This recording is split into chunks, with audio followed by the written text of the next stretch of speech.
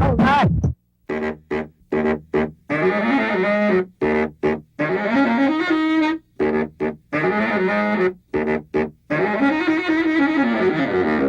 Next up, we're going to watch a trailer of a film that's in production called Room 6. It's sort of a gritty, cautionary tale, and the filmmaker Andy Fiore is a recent recipient for the Courage to Come Back Award. Here he is in conversation with Morgan Provost about his film. Maybe you could just save up some money. Maybe we could both get clean. Maybe we could get out of here. It's raining, it's pouring. I just need a fix and I'll be okay. Junkies are snoring. I got infected. I have HIV. Went to bed with a doped up head. Yeah, well maybe I don't give a shit. Won't get up in the morning.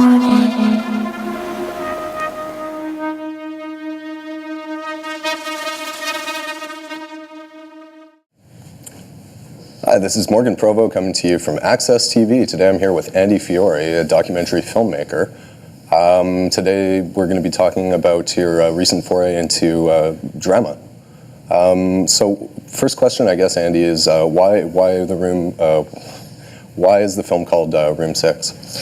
Thank you for inviting me today, Morgan. The movie Room 6 is called, actually an interesting story. We started off with Room 6. It was initially a project that was going to be a feature-length film.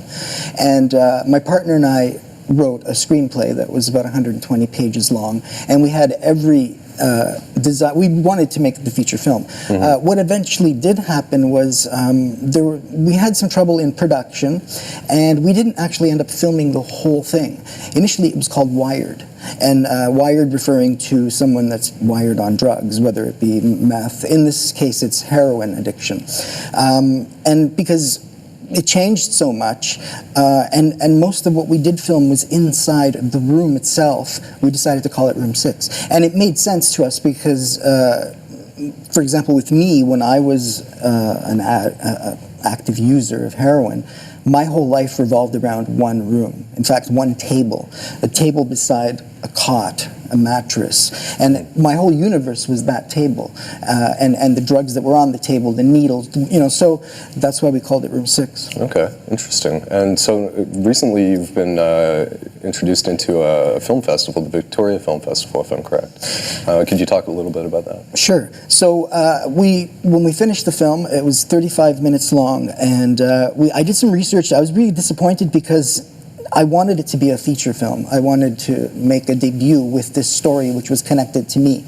Didn't work out that way, but apparently today the thing to do, well, it's always been the thing to do, is to go to festivals. So what we did, we decided we were too late for the Vancouver Film Festival, so we just made the deadline for the Victoria one, and we're going to hear from them December 1st, which is about 3 weeks away. Great, congratulations. Thank you. We also decided to submit it to the Canada International Film Festival, which takes place in February, I believe, and that I think the date for that is February 20.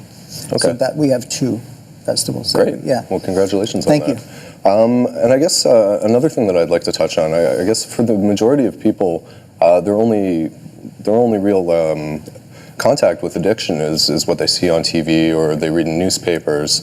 Basically, everybody's kind of at arm's length with it. How important was it to show like the humanity of your characters as opposed to just an addiction? That's a really good question, Morgan. I think that one of the things that I've learned through the work that I've been doing, documentaries about the Downtown Eastside, is that compassion is a very, very important thing to have. We a lot of the times when I'm down there filming or have been down there filming, especially when I interview sex trade workers, I can't, how many times a car would drive by and hurl insults at the women. And this is pure ignorance. A lot of people think that they're throwaway people, that they're garbage and they're scum and Skid Row and all of that. The reality is a lot more, it's just different. The reality is that these are abused people for the most part, that have been treated really badly by sometimes their own family.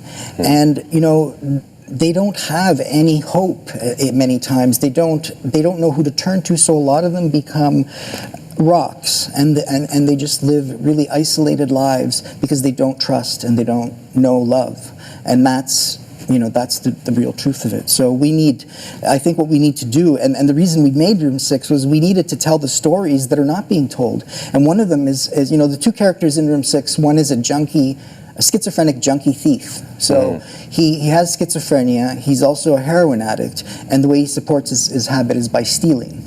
And his partner in crime is a sex trade worker. So when have you last seen a film about these kinds of characters? I've never. I think it's very important social commentary. Yeah. Well, that's really good.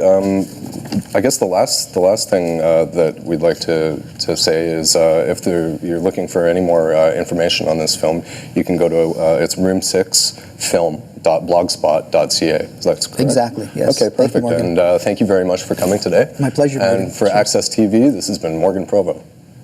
Wow, it's amazing how addiction can really shrink your world into a room or a table.